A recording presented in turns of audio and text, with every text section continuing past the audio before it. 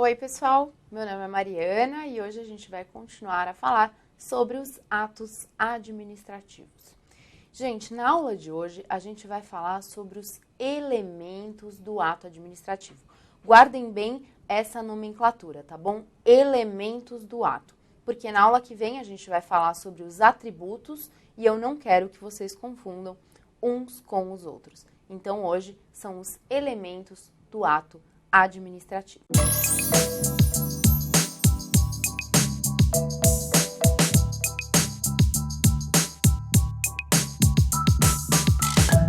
O primeiro elemento do ato administrativo, pessoal, é a competência, também chamada de sujeito. Então, o primeiro elemento é a competência, também chamado de sujeito. E o que é a competência, gente? A competência é o poder dado ao agente público para que ele exerça as atribuições do seu cargo, tá certo? Nada é muito difícil de entender. E essa competência, gente, ela tem algumas características. Primeira delas é que a competência ela não pode ser modificada pela vontade do agente. A competência, ela deriva de lei, pessoal, então ela não pode ser modificada pela vontade do próprio agente. Outra característica é que a competência ela é imprescritível, ou seja, ela não se extingue pelo não uso, pelo não exercício. Outra característica é que a competência ela é intransferível e irrenunciável. O que se delega, pessoal, é o exercício da competência, mas nunca a sua titularidade, entenderam? Então, ela é intransferível e irrenunciável. E se, pessoal, essas características não forem cumpridas? Nesse caso, haverá o vício de competência. E esse vício de competência, ele é externalizado de três formas. A primeira forma é através do excesso de poder, a segunda é a usurpação de função e a terceira é a função de fato. E a gente vai falar de cada uma dessas três. Então, a primeira forma de externalização do vício da competência é através do excesso de poder. Então, ocorre o excesso de poder quando o agente age além da sua competência, fora do âmbito da sua competência, tá certo? No entanto, pessoal, as únicas hipóteses que o agir com excesso de poder irá causar a nulidade do ato administrativo será em relação à matéria ou quando a competência for exclusiva. Calma que eu vou explicar. Pensem comigo. Imagine vocês que o Ministério da Fazenda pratica ato que é afeto ao Ministério da Saúde. Pessoal, a matéria que cuida o Ministério da Saúde é completamente diferente daquela matéria que cuida o Ministério da Fazenda. Nesse caso, o ato exarado pelo Ministério da Fazenda será considerado um ato nulo, tá certo? E também na segunda hipótese que eu falei para vocês, no caso de competência exclusiva, imagine vocês que a União ela é a única que pode autorizar a venda de materiais bélicos. Agora, se os estados, municípios também autorizarem, eles estarão ferindo a competência exclusiva da União. E aí também este ato será considerado nulo. Em qualquer outra hipótese, pessoal, o ato poderá ser convalidado. Qualquer outra hipótese que não seja em relação à matéria ou em relação à competência exclusiva, ele pode ser convalidado. E como ele vai ser convalidado? Através da ratificação daquela pessoa que teria competência para a prática do ato, tá certo? Esse é o excesso de poder. Nós temos também, pessoal, a usurpação de função. A usurpação de função, ela também é considerada crime, prevista lá no artigo 328 do Código Penal. A usurpação de função ocorre, então, quando um particular, sem qualquer vínculo com a administração pública, finge ser um servidor e age como um. Ele exerce atribuições de um servidor público, mas ele próprio não é, ele é um particular. Nesse caso, gente, os atos praticados por esse particular serão considerados inexistentes, tá bom? E por fim, nós temos a função de fato. Aqui ocorre a seguinte situação. Existe um servidor público que pratica atribuições do seu cargo, no entanto, ele está investido de forma irregular. Imagine o seguinte, um servidor, ele exerce atribuições de um cargo que exija nível superior. No entanto, ele próprio tem apenas o ensino médio. Nesse caso, pessoal, ele é um servidor, no entanto, ele está investido naquelas atribuições de forma irregular. Aqui, gente, os atos praticados por esse servidor, eles são considerados válidos. Por quê? Porque, aparentemente, tudo estava em sua normalidade. Aqui é aplicada a teoria da aparência, tá bom, gente? Então, em razão da boa-fé que se deve ter, em razão da segurança jurídica dada aos administrados, os atos deste funcionário que aparentemente estava regular em suas funções, eles serão considerados válidos, beleza? Então, este é o elemento da competência. O segundo elemento do ato administrativo, pessoal, é a finalidade. E essa finalidade, ela pode ser geral, que é aquela que nós já conhecemos, que é o atingimento do interesse público, e também deve ser específica, a finalidade específica que a prática do ato pretende, né? Então, o próprio ato pretende atingir uma certa finalidade, além do interesse público.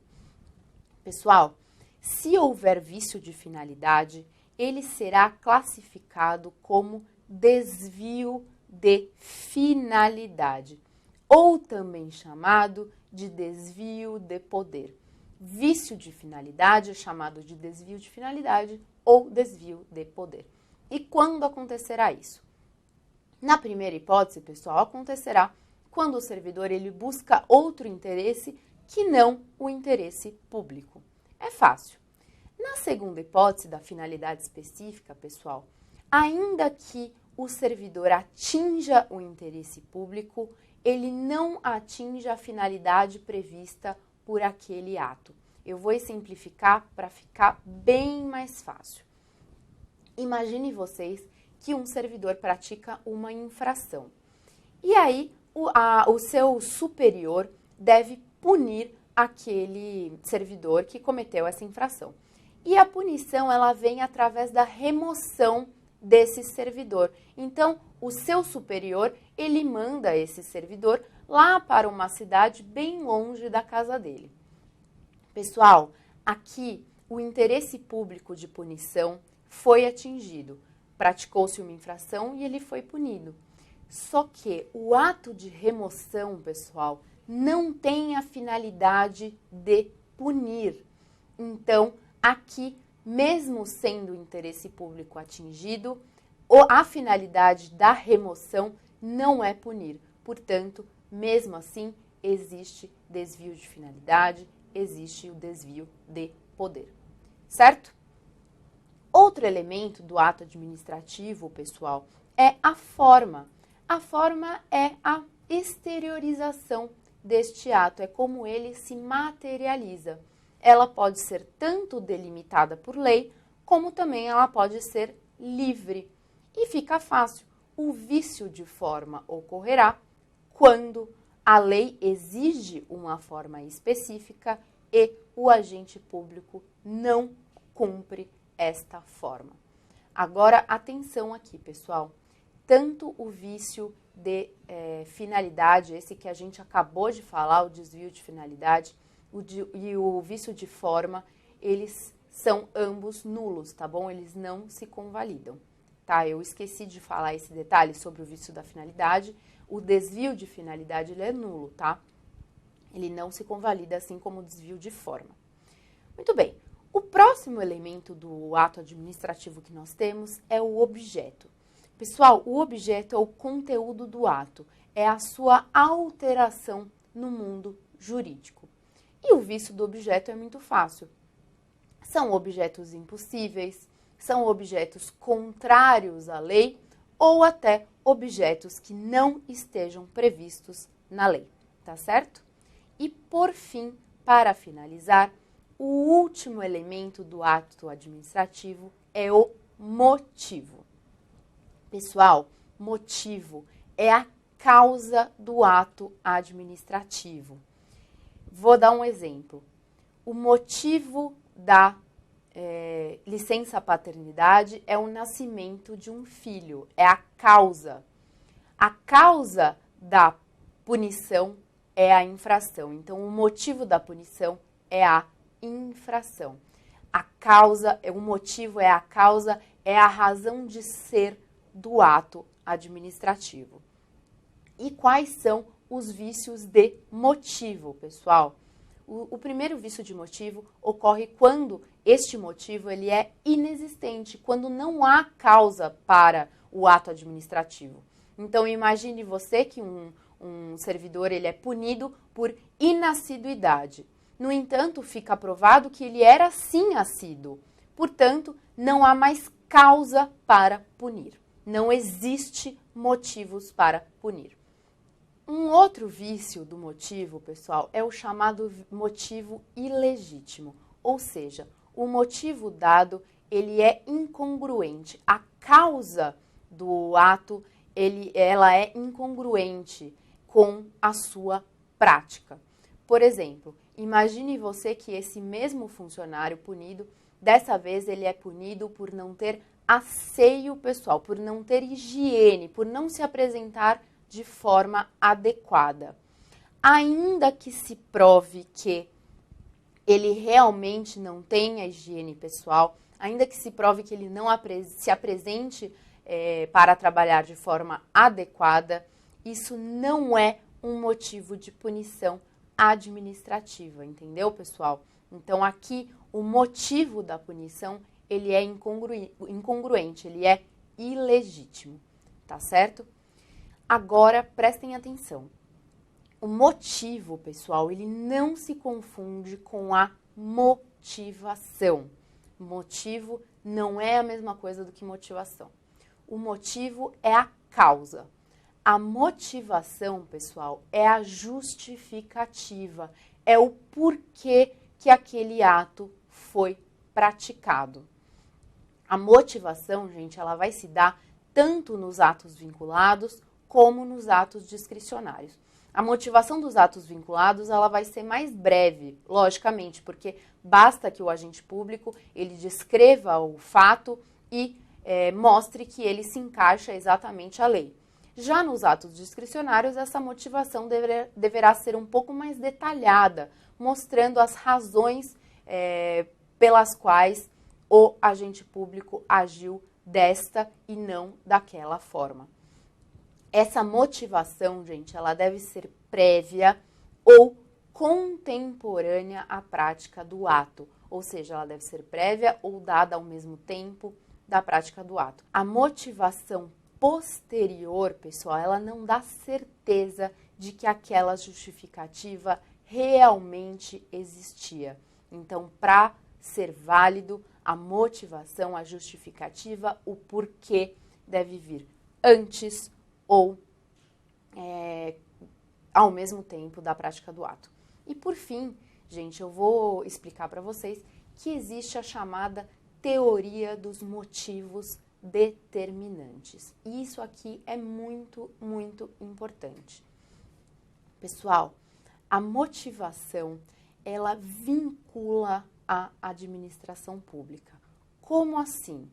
Uma vez motivado o ato administrativo, ele se vincula a essa motivação. Se for comprovado que aquela motivação não existia, ainda que exista alguma outra que justifique a prática do ato, este ato deverá ser anulado. Vou dar um exemplo para vocês. Eu falei para vocês que o ato de exoneração, ele não precisa ser motivado. No entanto, se a administração pública decidir motivar esse ato por alguma razão, ela ficará vinculada a essa motivação. Se mais tarde for descoberto que aquela motivação não existia, era falsa, era errônea, esse ato de exoneração será anulado, mesmo que, a princípio, originalmente, ele não exigia tal motivação. Essa é a teoria dos motivos determinantes. E a aula de hoje se encerra por aqui. Se você gostou, compartilhe. Eu espero vocês na próxima aula, onde a gente vai continuar a falar sobre os atos administrativos. Até lá!